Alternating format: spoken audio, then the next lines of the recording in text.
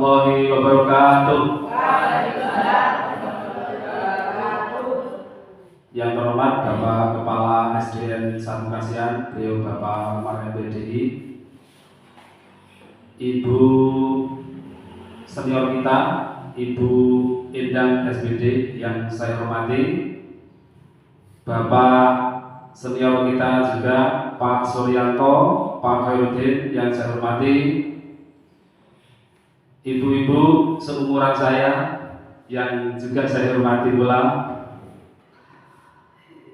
Pertama, marilah kita panjatkan puji syukur kehadirat Allah Subhanahu wa taala yang mana pada hari ini Senin tanggal 23 Oktober tahun 2023 saya Rifani, guru SD Negeri 1 Kasihan, CGP Angkatan 9 Kabupaten Pacitan, yang saat ini mengadakan desiminasi dalam rangka aksi nyata modul 1.4. Bapak Ibu sekalian, tidak lupa pertama marilah kita panjatkan puji syukur kepada Allah Subhanahu wa taala yang mana pada pagi siang hari ini kita dapat menyelenggarakan ini. Mudah-mudahan mulai dari awal sampai akhir nanti diridhoi oleh Allah Subhanahu wa taala. Allahumma amin. Salawat dan salam tercurah kepada beliau baginda Rasulullah Muhammad SAW yang telah mengarah untuk kita dari alam kegelapan dibawa ke dunia yang terang dengan agama yang hak, yaitu agama Islam. Bapak Ibu sekalian yang saya hormati, sebelum masuk pada kegiatan desiminasi, baiklah biar suasananya tambah hangat, kita adakan tepuk-tepuk dulu, okay? Tepuk-tepuk yaitu tepuk profil pelajar Pancasila. Silakan bisa dipresani di layar. Mari saya katakan tepuk profil pelajar Pancasila. Iman takwa, akhlak mulia, berdineka, mandiri, gotong royong, kreatif, benar kritis. Kami profil pelajar Pancasila. Yes. Merdeka belajar. Oke, terima kasih Bapak Ibu sekalian. Langsung masuk pada materi.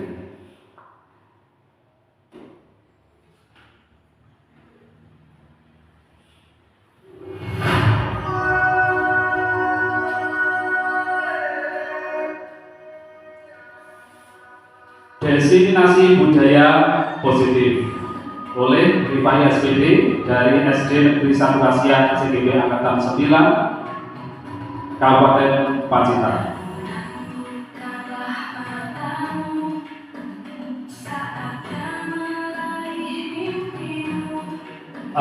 Kegiatan ini saya berangkatkan dari filosofi pendidikan menurut Ki Hajar Dewantara, bahwa pendidikan adalah tempat persemaian benih-benih kebudayaan dalam masyarakat.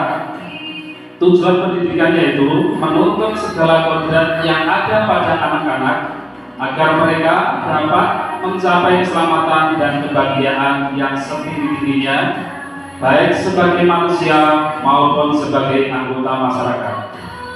Pendidikan anak sejatinya menuntut anak mencapai kekuatan kodrat alam dan kodrat zaman.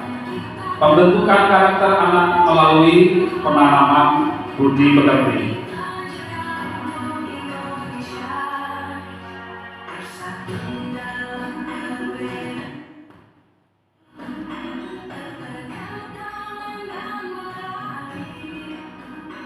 Lanjut sekarang, sesuai pemikiran Ki Hajar Dewantara, terus kita kaitkan dengan yang biasa kita lakukan. Siswa bukan objek, melainkan subjek dalam kegiatan pembelajaran. Nah, yang biasa kita lakukan, siswa sebagai penerima transfer ilmu dari guru, yaitu tabula rasa. Siswa seperti kertas kosong. Nah, itu yang kita anggap. Tapi kalau menurut KHD bahwa siswa itu adalah subjek dari kegiatan pembelajaran. Berikutnya, anak sebagai individu yang memiliki karakteristik, mempunyai keunikan, bakat, potensi, dan minat yang berbeda-beda. Nah, guru melihat siswa dari segi intelektual. Jadi kita memandang siswa itu hanya dari sisi kadang dari kepintarannya saja. Mungkin untuk bakatnya, potensinya, minatnya yang beda-beda itu kadang terabaikan. Terus berikutnya, guru menuntun siswanya untuk berkembang sesuai kodrat zaman tanpa meninggalkan kodrat alam. Nah, yang biasa kita lakukan, guru menuntut siswa sesuai targetnya. Jadi, padahal siswa mempunyai kodrat zamannya masing-masing, tapi kita menuntut sesuai dengan target kita. Oke, agar lebih hangat dilanjut. Sekarang disiplin positif yang kaitannya dengan tema hari ini, yaitu diseminasi tentang penyebaran luasan budaya positif. Nah, kita mulai dari teori kontrol, teori pilihan dari Dr. William Glasser.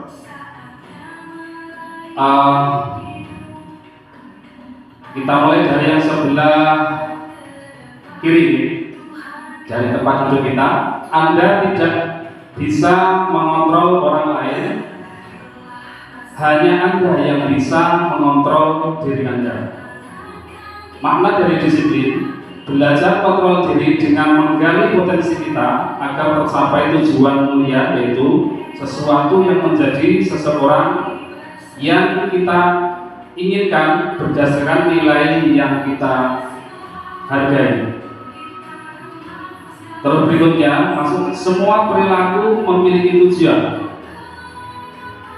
Nah, teori motivasinya untuk menghindari hukuman. Jadi apapun perilaku yang mungkin menyimpang atau mungkin menurut kita kurang baik, yang mereka itu dapat mencegahnya itu hanya dalam rangka untuk menghindari sebuah hukuman. Terus yang kedua adalah untuk mendapatkan imbalan. Itu.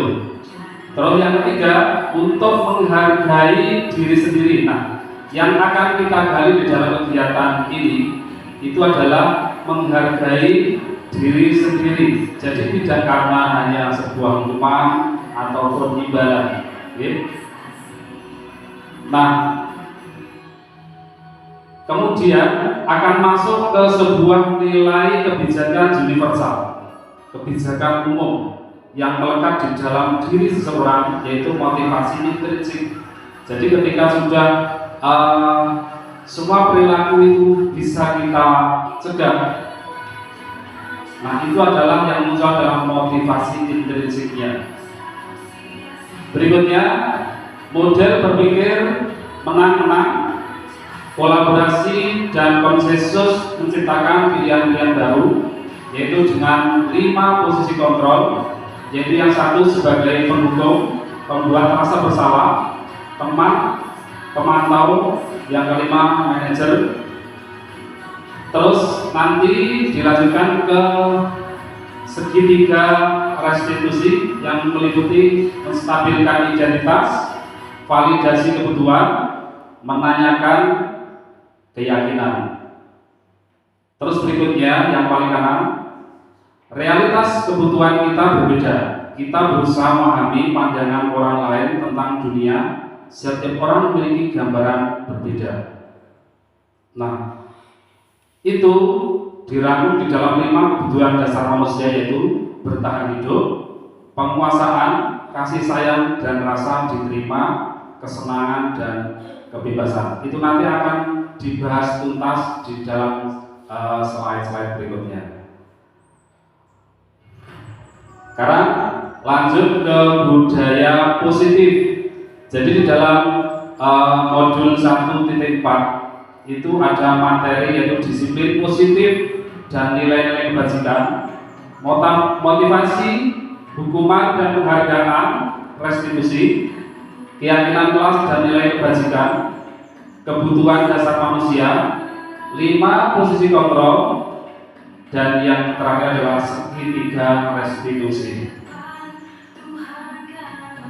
Lanjut ya, nanti akan dibahas satu persatu.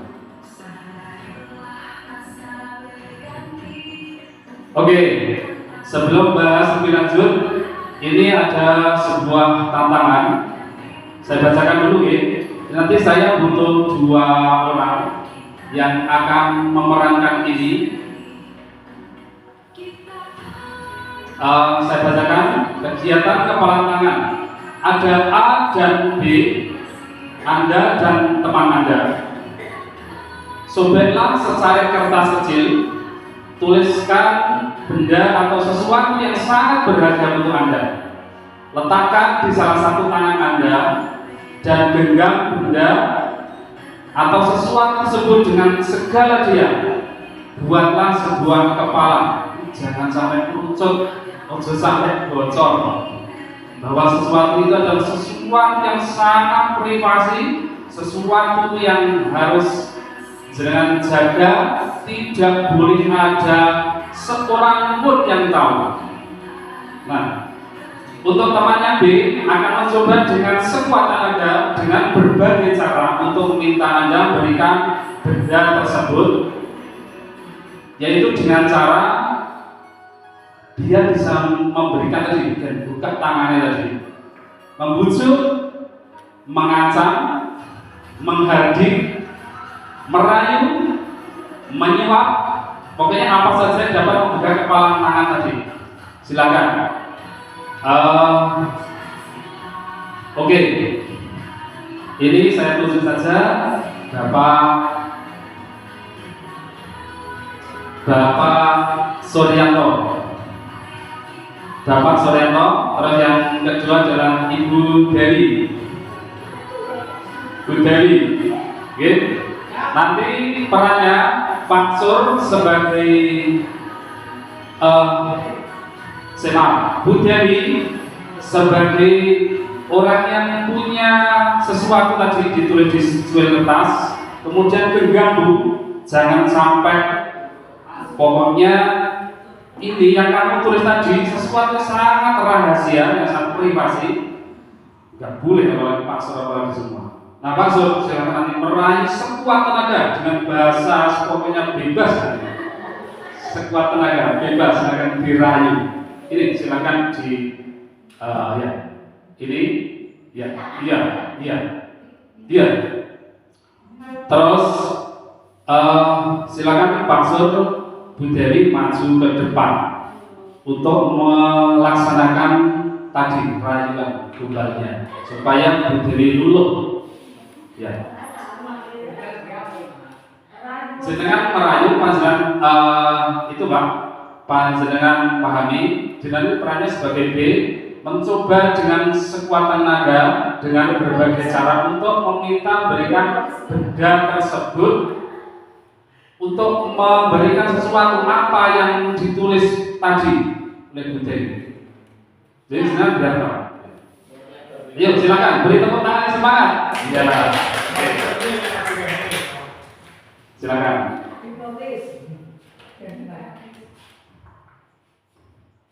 Ya, terima kasih waktunya yang diberikan kepada saya. Semoga nanti bisa bermanfaat. Selamat siang menjelang siang. Selamat pagi menjelang siang Bapak Ibu semuanya. Pertama adalah peran saya sebagai merayu kepada Ibu Dewi yang punya sebuah sesuatu yang tidak bisa dilepas dari tangannya. Ya oke, terima kasih Bu Dewi. Bu Dewi sekarang memegang apa ya yang di tangannya Bu Dewi? Rahasia dong. Karena saya saat ini sangat membutuhkan kepada yang dipegang Bu Dewi dengan alasan apapun, Ibu Dewi yang dipegang dalam tanya saya minta. Karena pada saat ini saya sangat membutuhkan kepada yang dipegang Bu Dewi. Apalagi pada saat ini saya sangat membutuhkan dengan teman-teman kami ini. Bu Dewi, bagaimana Bu Dewi? Tidak bisa dong, Pak. Dengan rendah hati saya ucapkan kepada Bu Dewi, karena pada saat ini saya membutuhkan sangat Bu Dewi. Bu Dewi, apakah tidak belas kasihan kepada kami, kepada saya Bu Dewi, karena benda yang dipegang Bu Dewi adalah sangat saya butuhkan kepada saat ini Bu Dewi. Kalau yang ini tidak bisa, kalau selain ini bisa, Pak.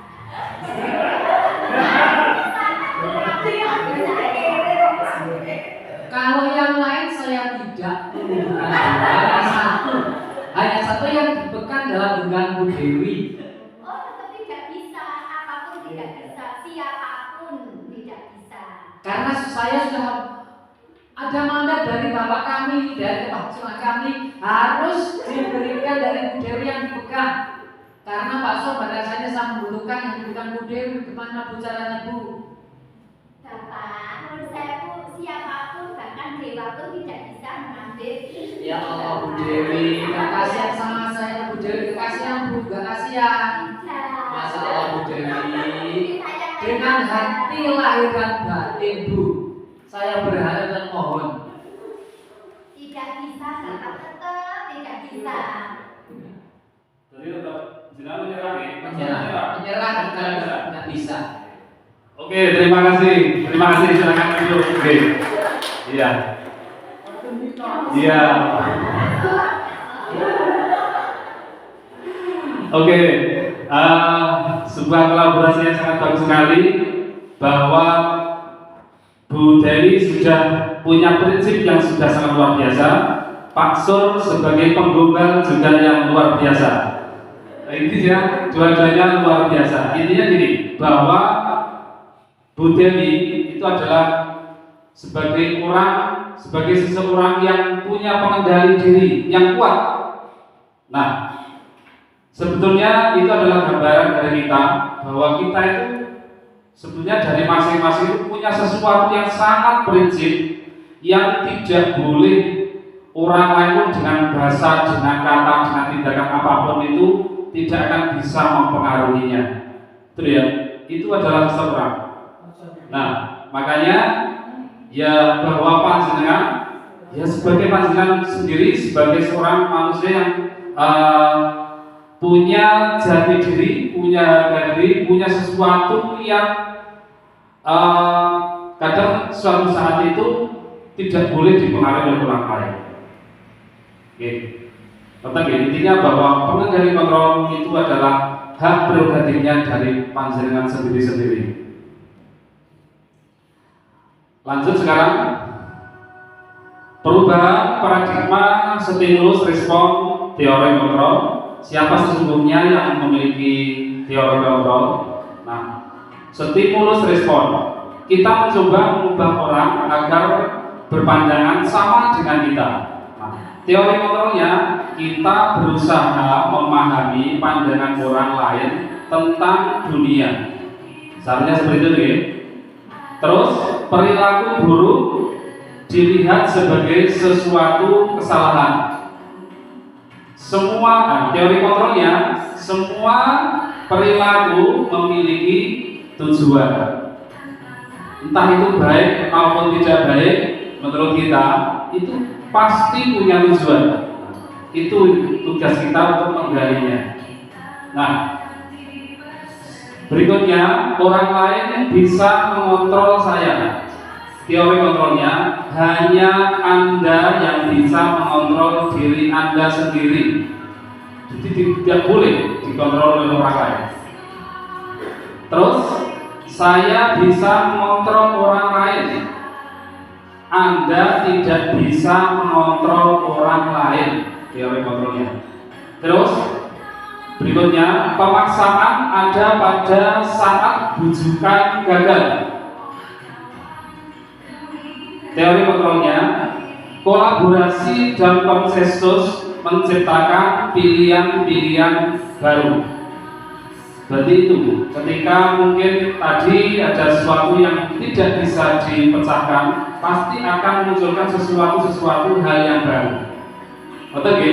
Pasti, iya masuk. Pasti akan ada rasa seperti itu. Bagaimana caranya?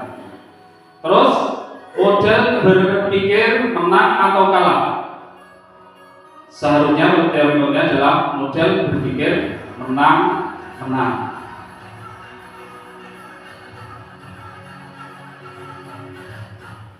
Sekarang lanjut, apa makna dari disiplin? Disiplin berasal dari bahasa Latin yaitu disiplina, yang artinya adalah belajar. Makna asal dari kata ini berkonotasi dengan disiplin diri dari murid-murid Socrates dan Plato. Disiplin diri membuat orang menggali potensinya menuju sebuah tujuan. Apa yang dia hargai. Namun dalam budaya kita, makna kata disiplin telah berubah menjadi sesuatu yang dilakukan seseorang pada orang lain untuk mendapatkan kepatuhan. Jadi itu ya. Nah, kecenderungan umum adalah menghubungkan kata disiplin dengan ketidaknyamanan. Berarti harus patuh gitu. Bukan dengan apa yang kita hargai atau pencapaian sesuatu tujuan mulia.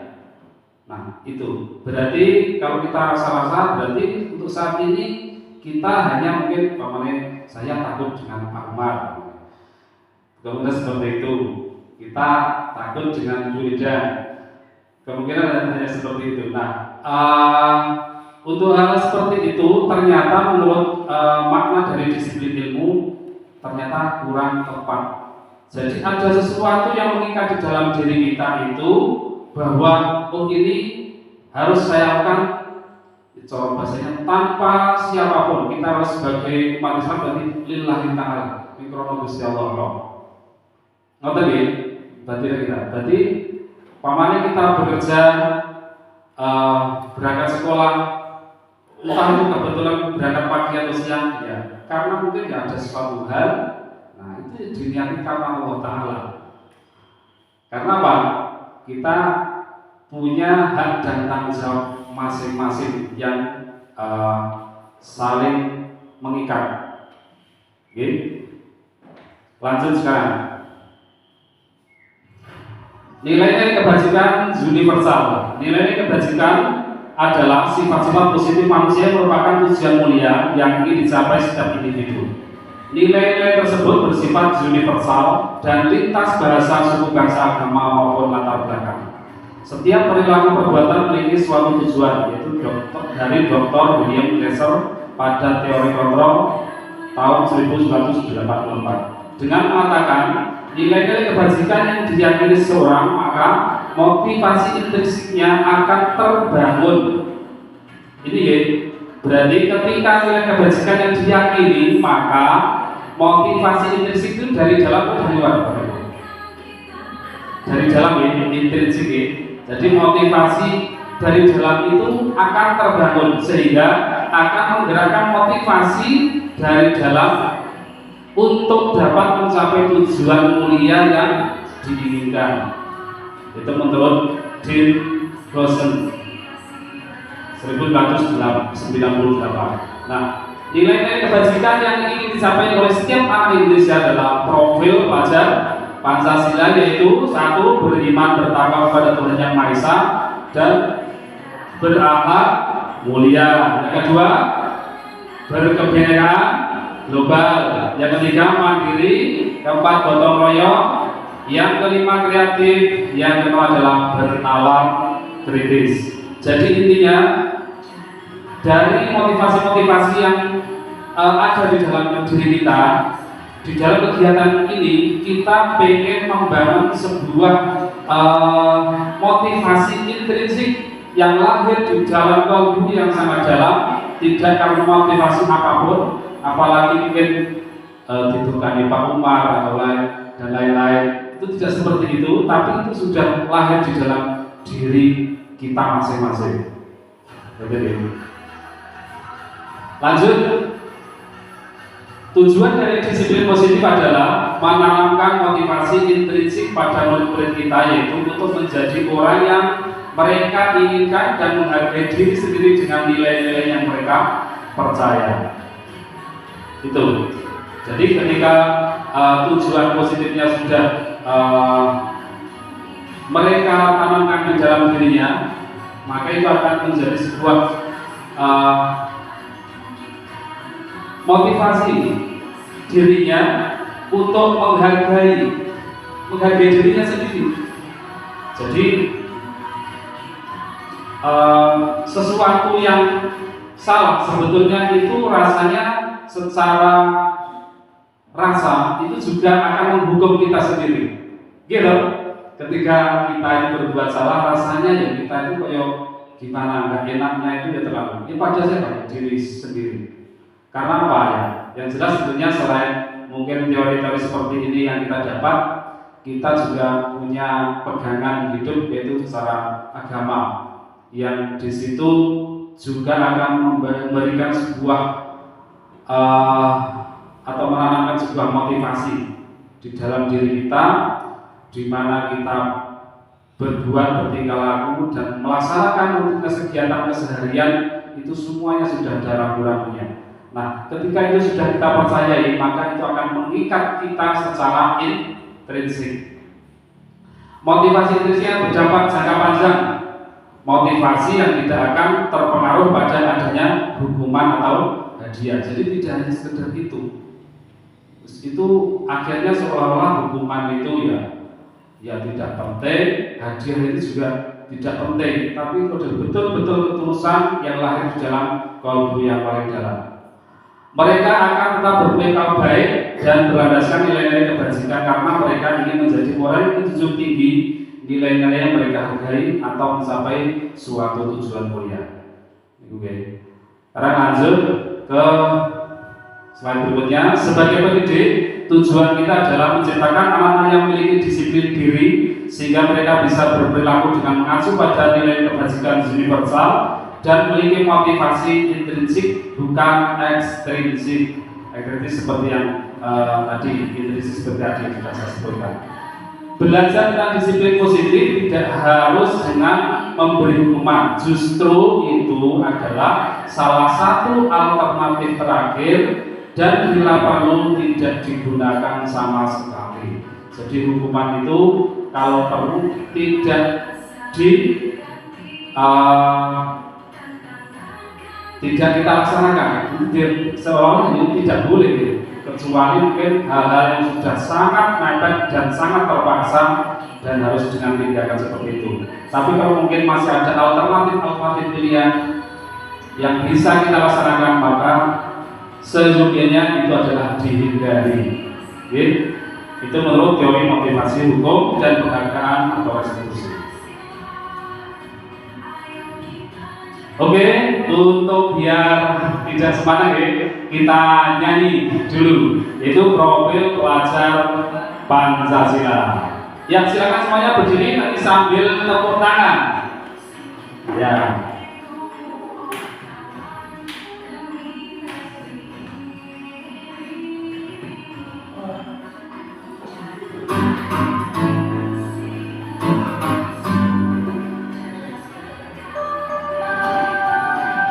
Ya, tepuk tangannya ya.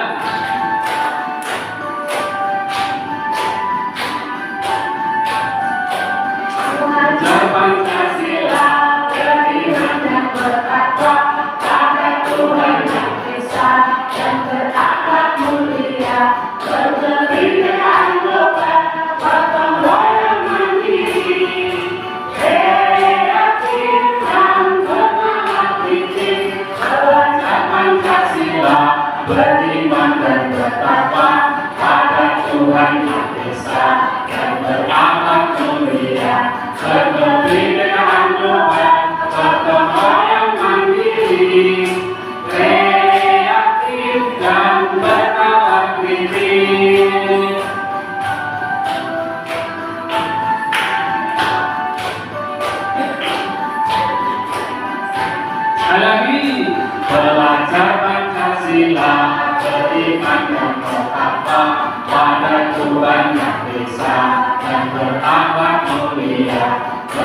kebinekaan global, gotong royong mandiri, kreatif dan bernalar kritis.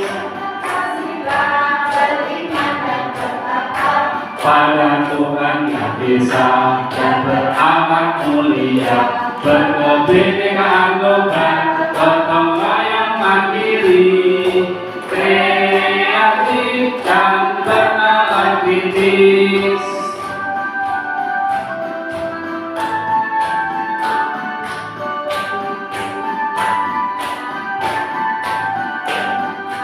Oke, terima kasih tepuk tangannya meriah, Bapak Ibu sekalian. Oke, terima kasih.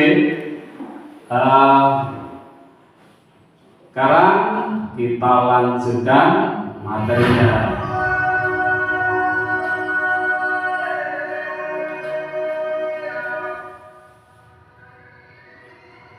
Teori motivasi perilaku manusia. 1. Untuk menghindari ketidak nyaman atau hukuman, apa yang akan terjadi apabila saya tidak melakukannya? Untuk menghindari ketidak nyaman hukuman, apa yang akan terjadi apabila saya tidak melakukannya? Itu adalah bagian daripada motivasi eksternal, oke?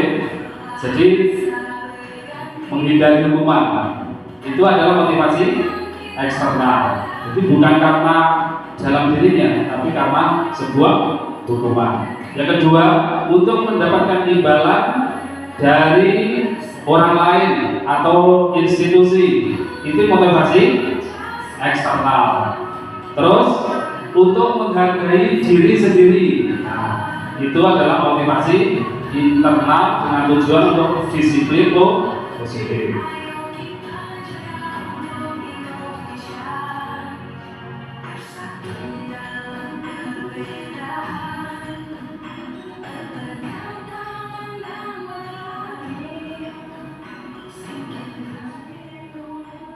Oke, lanjut ke restitusi sekarang. Restitusi adalah proses menciptakan kondisi bagi murid untuk memperbaiki kesalahan mereka, sehingga mereka bisa kembali pada kelompok mereka dengan karakter yang lebih kuat. Restitusi juga merupakan proses kolaborasi yang mengajarkan murid untuk mencari solusi untuk masalah mereka dan bantu murid berpikir tentang orang seperti apa yang mereka ingin menjadi tujuan mulia dan bagaimana mereka harus memperlakukan orang lain. Nah, jadi itu adalah proses menciptakan kondisi murid ya untuk memperbaiki kesalahan, intinya itu. Nah, bagaimana caranya? Kita lihat berikutnya. Ciri-ciri restitusi. 1. Bukan untuk menebus kesalahan, namun untuk belajar dari kesalahan. Yang kedua, memperbaiki hubungan. Yang ketiga, tawaran bukan paksaan. Jadi ditawar, ditanya dulu beberapa opsi. Jadi kamu harus seperti ini, jadi bukan seperti itu. Restitusi menuntut untuk melihat ke dalam diri. Nah, jadi potensi apa yang ada di dalam diri yang mungkin bisa untuk mungkin mencegah daripada apa yang telah mereka lakukan itu. Terus restitusi mencari kebutuhan dasar yang mendasari tindakan. Nah, sebetulnya pamannya seperti itu tuh apa tuh yang melatar belakang kita cari, kita gali. Terus yang keenam, restitusi diri adalah cara yang paling baik. Jadi saya kira ketika sudah dikembalikan pada dirinya, itu cara yang paling baik. Restitusi fokus pada karakter bukan tindakan. Jadi karakter seseorang itu yang sudah punya karakter masing-masing. Nah, itu yang kita gali. Restitusi fokus pada solusi. Solusinya bagaimana? Ya kita cari bareng-bareng. Tidak kita yang memutuskan, tapi si objeknya tadi yang kita ajak untuk mencarikan solusi. Nah, yang ke-9, restitusi mengembalikan murid yang berbuat salah pada kelompoknya. Jadi mengembalikan murid yang berbuat salah pada kelompoknya. Lanjut ya. Sekarang kebutuhan dasar manusia, yaitu kasih sayang atau rasa diterima, kesenangan, penguasaan, kebebasan, dan bertahan hidup. Nah, itu sejatinya manusia. Jadi sama, semuanya sama. Lanjut, kebutuhan dasar manusia. Ibu guru bilang, aku tidak boleh bersenandung sewaktu mengerjakan tugas. Katanya, kelas harus tenang, tidak ada suara. Kan nggak seru jadinya. Itu namanya adalah kesenangan. Terus, ibu guru tidak menyapaku hari ini, padahal aku pakai jepit rambut baru. Nah, itu katanya dengan kasih sayang. Aku bosan, masa belajarnya cuma gitu-gitu aja, dengerin ibu guru aja. Itu adalah kebebasan. Nah, aku sebel, gambarku tidak rapi, malah ibu guru nunjukin ke teman-temanku di depan kelas. Itu adalah penguasaan. Nah, sekarang hukuman apa konsekuensi tindakan guru? Mencatat 100 kali di dalam buku kalimat, saya tidak akan terlambat lagi, diulang 100 kali karena terlambat ke sekolah. Itu adalah hukuman. Terus mengganti kertas tugas teman yang telah dicoret-coret, mengganti, berarti konsekuensi.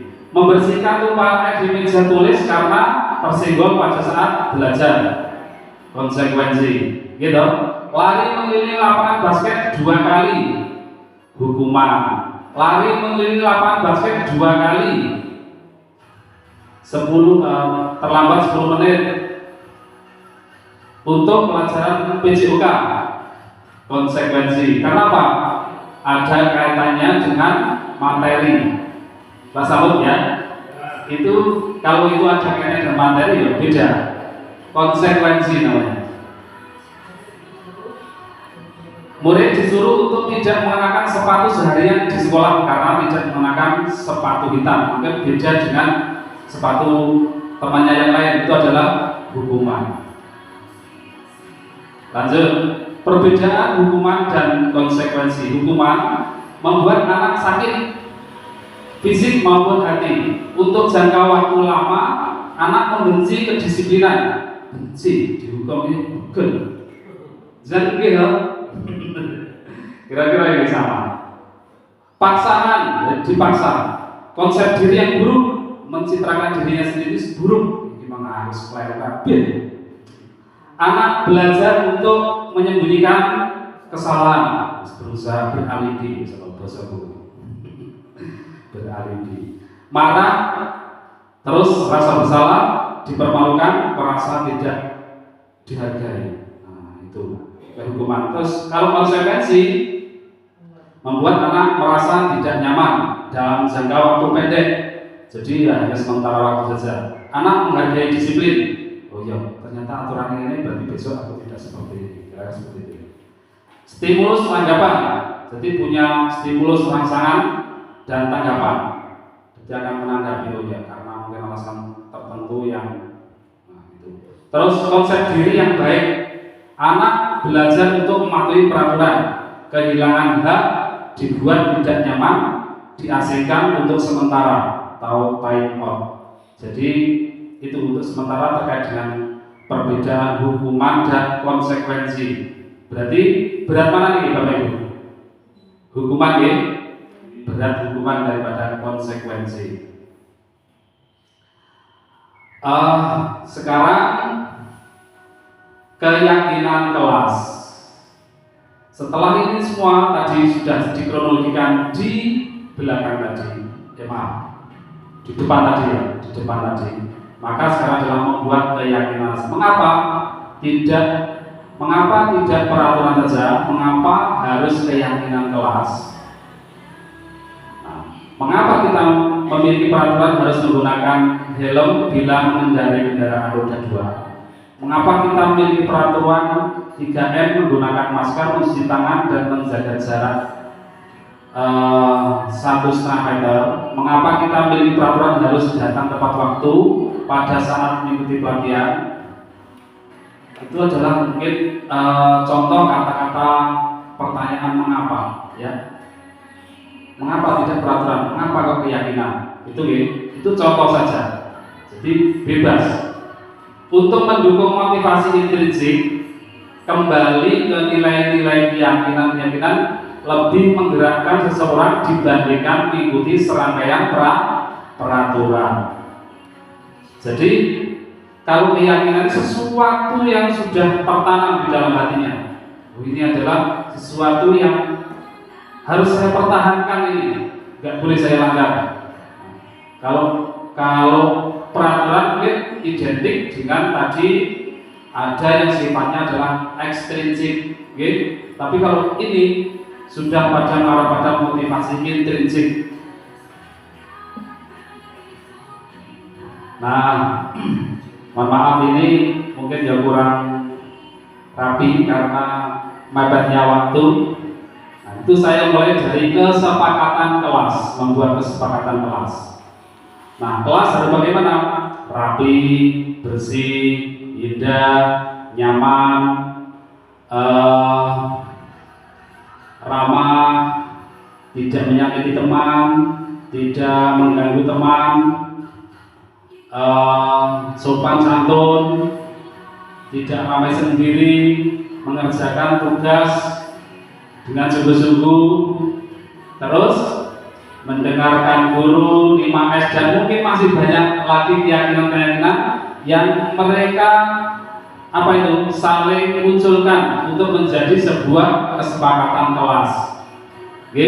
Nah, itu adalah proses kemarin membuat kesepakatan kelas yang sudah disepakati di kelas 6. Saya proseskan dari sini, oke?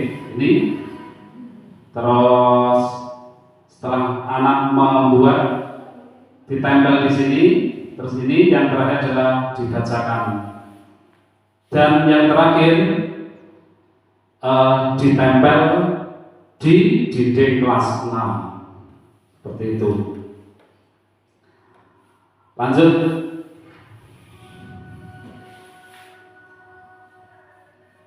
Tadi yang materi tentang budaya positif,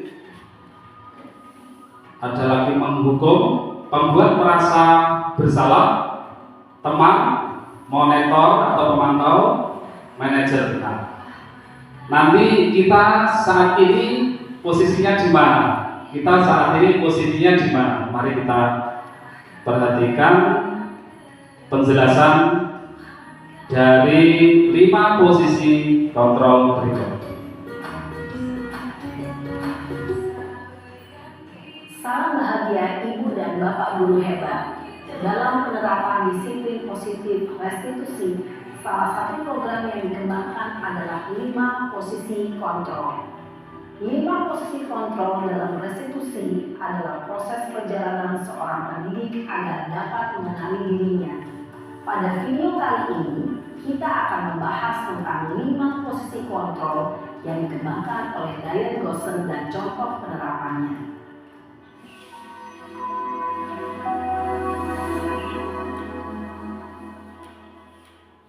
5 posisi kontrol itu adalah: 1. Posisi penghukum. 2. Posisi pembuat merasa bersalah. 3. Posisi teman. 4. Posisi pemantau atau monitor. Dan 5. Posisi manajer. Untuk lebih memahami kelima posisi tersebut, mari kita saksikan kasus Naren yang terlambat hadir 20 menit di sekolah dan melihat bagaimana kelima posisi kontrol dalam menghadapi masalah tersebut.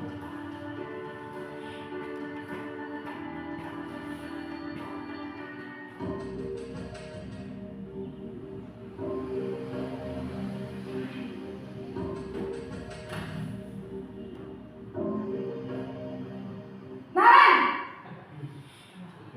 Sini kamu!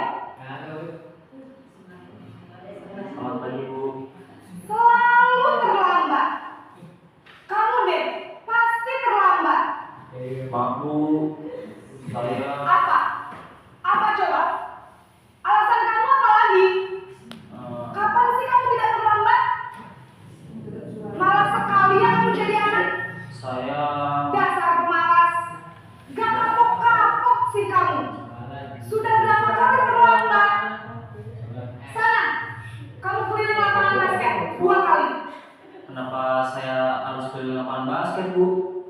Kenapa? Kamu nolak ibu? Berani-beraninya jawab. Sudah terlambat, masih berani jawab pula. Sekarang, keliling lapangan basket 5 kali sekalian. Biar kapok. Cepat. Pergi sana ke lapangan basket.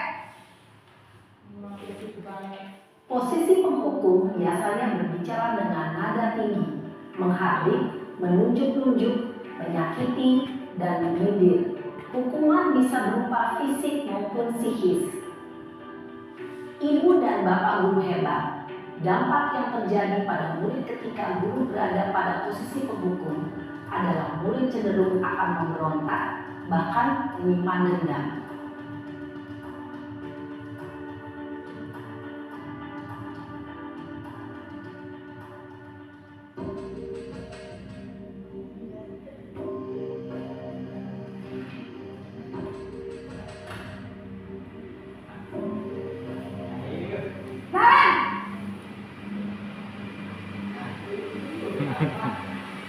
Ya Pak Sur.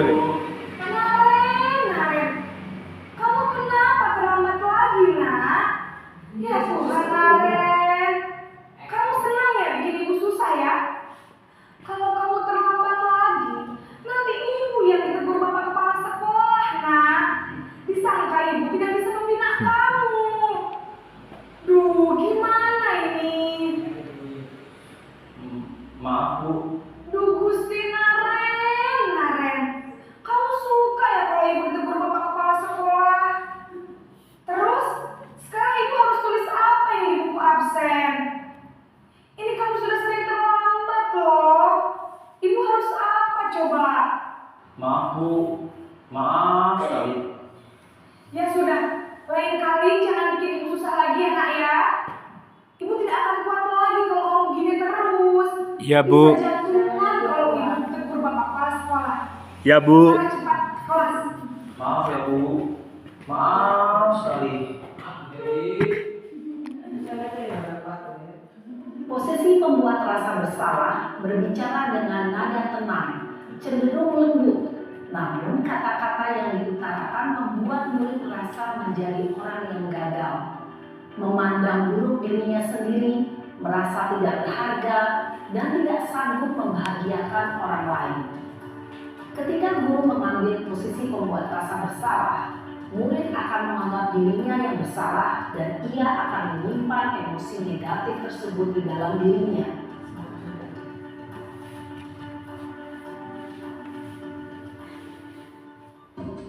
Si teman, jadi posisi teman.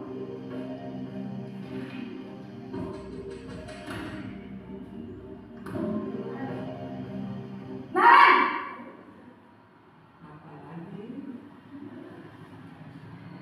Selamat pagi, Bu. Wah, sudah jam berapa ini, nak? Terlambat lagi ya, sayang? Iya, Bu. Habis ibu saya udah membangunkan saya, Bu. Kamu malah menyalahkan ibu kamu. Kamu bukannya anak yang larinya paling kencang. Kok terlambat sih? Iya, Bu.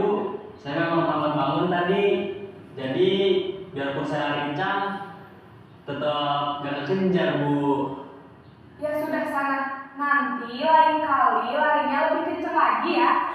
Biar gak terlambat lagi. Ya. Bisa kan? Bisa lah, Bu. Ya sudah sana masuk kelas. Ibu beresin urusan absen kamu. Pak Sur. Ini ada saja. Posisi teman, guru berbicara dengan nada suara ramah, akrab, cenderung bersenda gurau untuk menjaga suasana tetap santai. Murid akan merasa senang, aman, dan akrab dengan guru. Tapi ini juga bahaya. Kualitas yang tercipta adalah Monggo dibereskan. sukses atau berhasil. Namun perlu diingat, karena ini masih dorongan eksternal, maka ada faktor ketergantungan dari murid kepada orang tertentu. Di sini guru absennya, sehingga di lain waktu murid bisa berperilaku baik, namun hanya kepada orang-orang tertentu saja. Yang keempat, posisi pemantau, monitor atau monitoring.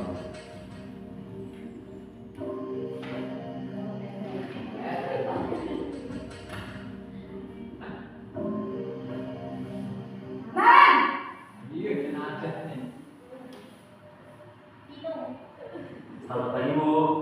Nah, Ren, apa peraturan sekolah kita tentang jam berapa kita harus masuk sekolah, Nak? Kita harus di sekolah jam 7, Bu. Iya, betul. Sekarang sudah jam 7.20. Naren sudah tahu konsekuensinya jika terlambat hadir. Paham, Bu. Saya harus tinggal kelas pas jam istirahat selama 20 menit. Iya, benar. Konsekuensinya demikian. Jadi nanti jam 9.30 pas istirahat, kamu harus tinggal di kelas, kerjakan tugas tambahan untuk ketertinggalan kamu, ya? Baik, Bu. Posisi pemantau mengandalkan penghitungan atau data untuk mengontrol murid. Guru mengarahkan murid berdasarkan peraturan dan konsekuensi. Seorang pemantau menunjukkan bahasa tubuh dan ekspresi wajah yang datar dan cenderung formal.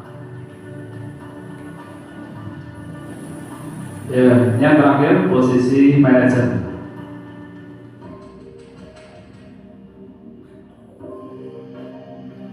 Murid sebagai diposisikan sebagai manajer. Naren!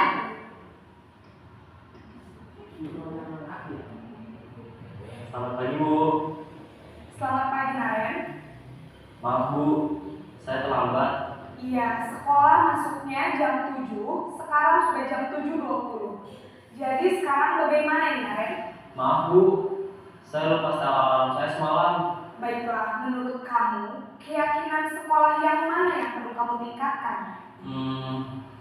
Menghargai diri sendiri dan orang lain mungkin, ya, Bu. Setuju. Jadi, apakah Naren meyakini prinsip saling menghormati tersebut? Iya, Bu. Saya meyakininya. Apakah Naren bersedia memperbaiki masalah keterlambatan ini? Bersedia, Bu. Bagaimana kamu akan memperbaiki masalah keterlambatan ini? Saya akan coba untuk tidak lupa menyetel alarm saya, Bu. Baik, kalau Naren lupa menyetel alarm di rumah, ada orang yang kira-kira bisa bantu mengingatkan tidak? Ada. Ada, Bu. Kata saya, Kak Emma. Ada lagi selain Kak Emma? Selain Kak Emma, ada ibu saya. Baik, jadi yang mengingatkan Naren adalah Kak Emma dan ibu kamu, ya? Kira-kira akan mulai setel alarm kapan nih, Naren? Besok. Setelah pulang sekolah, akan segera saya lakukan. Baik, jadi Naren akan setel alarm untuk bangun besok pagi dan akan diingatkan oleh kakak dan ibunda Naren, ya? Ada lagi yang mungkin perlu dilakukan, Naren? Agar tidak terlambat bangun lagi. Tidak ada, Bu. Baik, Naren. Terima kasih untuk kerjasama kamu. Sekarang kamu perlu kembali ke kelas untuk belajar. Baik, Bu. Terima kasih. Posisi manajer adalah posisi kontrol yang disarankan untuk membimbing murid memiliki sikap disiplin yang positif, yaitu murid yang mandiri, bertanggung jawab, dan dapat memecahkan masalah. Tujuan dari posisi ini adalah agar murid dapat berefleksi atas tindakannya. Guru akan dengan tulus memberikan pertanyaan-pertanyaan bermakna, sehingga membuat murid dapat belajar dari kesalahannya dan mencari sebuah solusi untuk menyelesaikannya. Ibu dan bapak guru hebat, setelah mengamati adegan kelima posisi kontrol tadi, kira-kira posisi mana yang paling ideal? Posisi mana yang dapat menunjang motivasi intrinsik murid?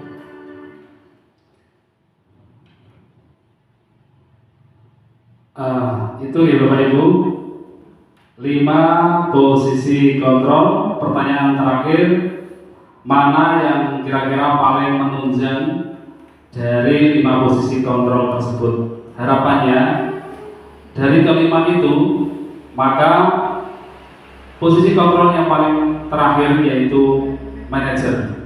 Itulah yang diharapkan dari kegiatan di dalam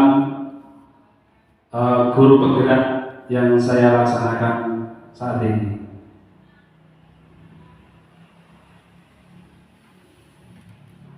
Ini tadi sudah dijelaskan nih, ini tidak saya ulangi lagi. Sekarang pernyataan posisi kontrol, saya kecewa sekali dengan kamu. yaitu posisi kontrolnya adalah pembuat orang merasa bersalah. Kamu tidak pernah benar melakukannya, penghukum. Ayolah lakukan demi bapak atau ibu teman. Apakah kamu mau mendapatkan stiker bintang hari ini? Monitor atau pemantau. Bagaimana kamu bisa menyelesaikan masalah ini? Nah, itu berarti sudah dikembalikan pada dirinya. Itu sebagai manajer. Kamu selalu yang paling terakhir, itu adalah penghukum. Oke, lanjut sekarang masuk pada segitiga restitusi. Tadi hanya restitusi saja, sekarang segitiga restitusi, yaitu validasi tindakan yang salah, terus menstabilkan identitas, menanyakan keyakinan. Proses menciptakan kondisi bagi peserta didik untuk memperbaiki kesalahan mereka sehingga mereka bisa kembali pada kelompok mereka dengan karakter yang lebih kuat. Oke, lanjut. Ini kemarin saya contohkan penerapan segitiga restitusi.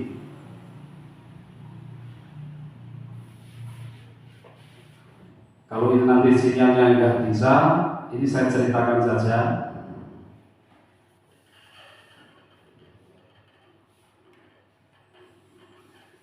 Ini berangkat dari kelas yang kotor.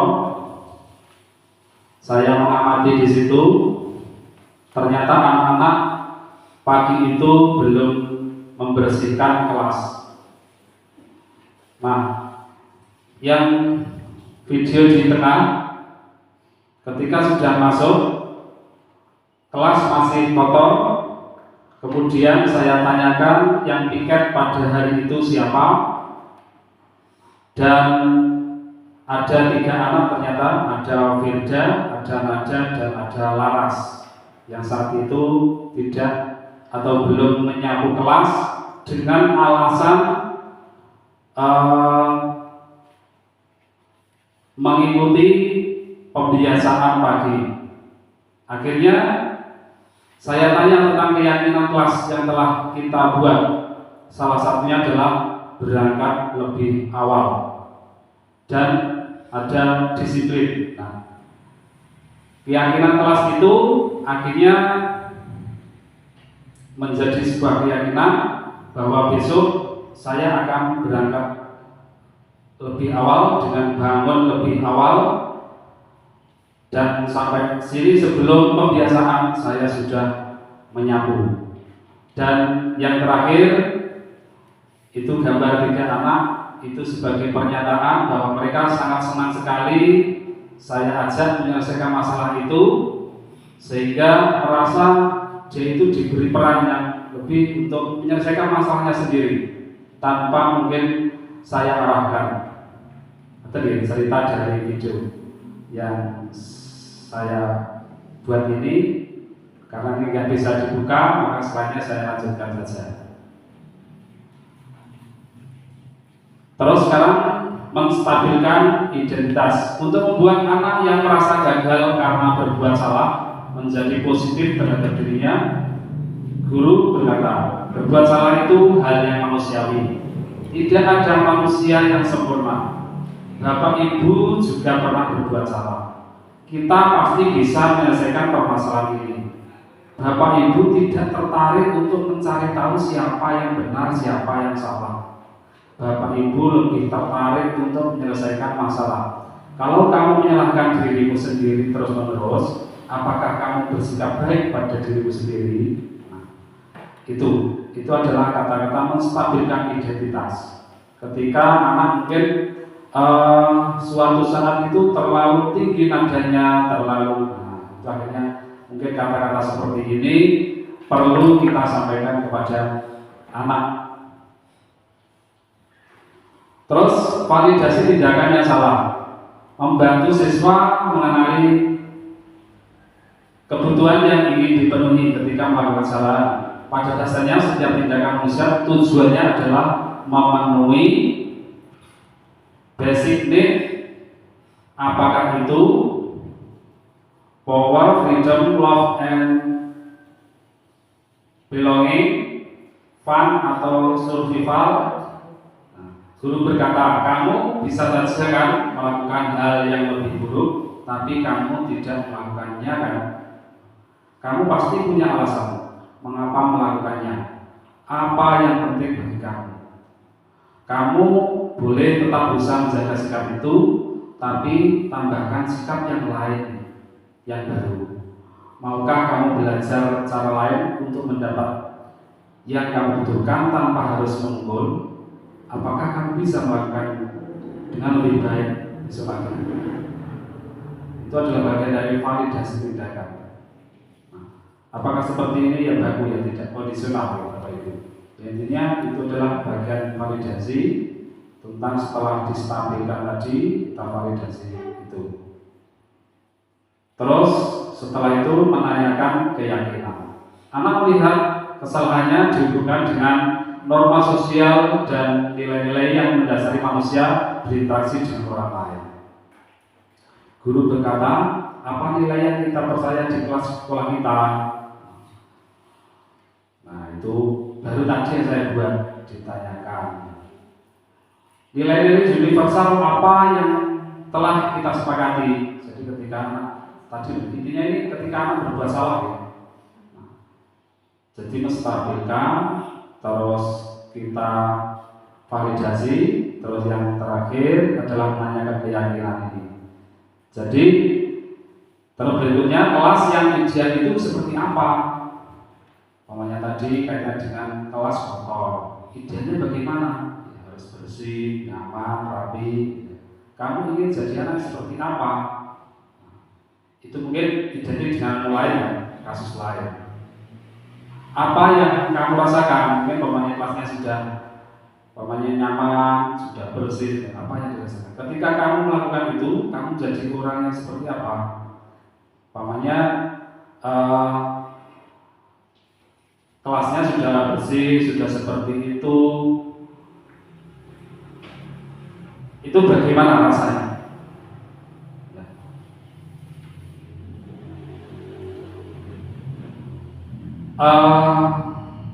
Ternyata materinya sudah selesai dan terima kasih Bapak Ibu sekalian telah mengikuti kegiatan diseminasi budaya positif. Mudah-mudahan apa yang saya sampaikan mulai dari awal sampai akhir mungkin ada yang bermanfaat, monggo panjenengan ambil, yang tidak bermanfaat panjenengan buang. Saya ingin mungkin saran, masukan atau apapun yang kaitan dengan kegiatan hari ini, monggo sinten Pak Umar, monggo Pak Umar, monggo.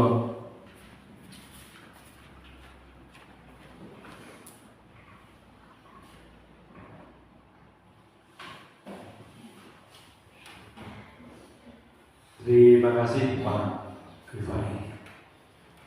Bapak Ibu guru yang kami hormati, Pak Rifani, kami mencatat dari berbagai tayangan.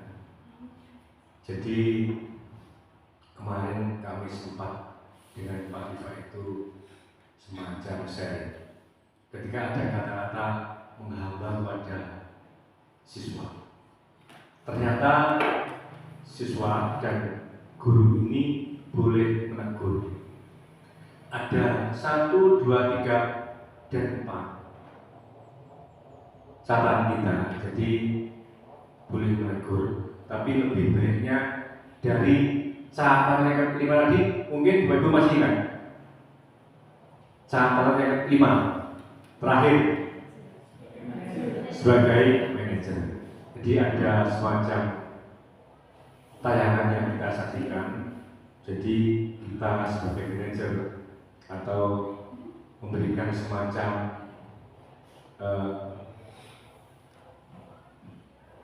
menegur tapi tidak menegur secara keras, tapi karena manajer tidak seperti yang nomor 1 dan 2. Itu Pak Rifani. Jadi yang lain juga sama untuk minggu tadi punya semacam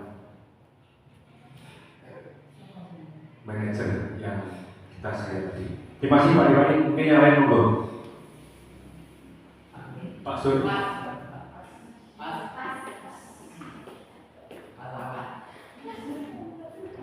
Terima kasih Bapak Ibu sekalian, terima kasih Pak Umar, bahwa saya tambah sedikit bahwa tadi kita memposisikan diri sebagai seorang manajer itu artinya bahwa ada segitiga restitusi,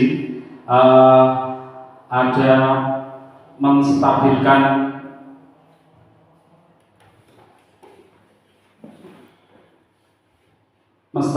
identitas, terus validasi tindakan, dan yang terakhir adalah menanyakan keyakinan. Nah, itu adalah posisi kita ketika kita posisikan sebagai seorang manajer. Jadi baik kita maupun anak itu sama, posisinya sama. Justru posisinya anak yang kita anggap lebih dengan cara 3 tadi. Oke, itu. Berarti ending daripada kegiatan hari ini itu adalah segitiga restitusi yang memposisikan anak maupun kita itu sebagai posisi seorang manajer. Saya kira itu tadi sudah ada penguatan dari Bapak Kepala Sekolah. Terima kasih sekali lagi Pak Umar. Dan apabila dari saya dari awal sampai akhir banyak kekurangan, mohon maaf ya sebesar-besarnya. Dan saya tutup dengan bacaan hamdalah bersama. Alhamdulillahirabbil alamin. Assalamualaikum warahmatullahi wabarakatuh. Tepuk tangan yang meriah untuk diri kita sendiri. Terima kasih.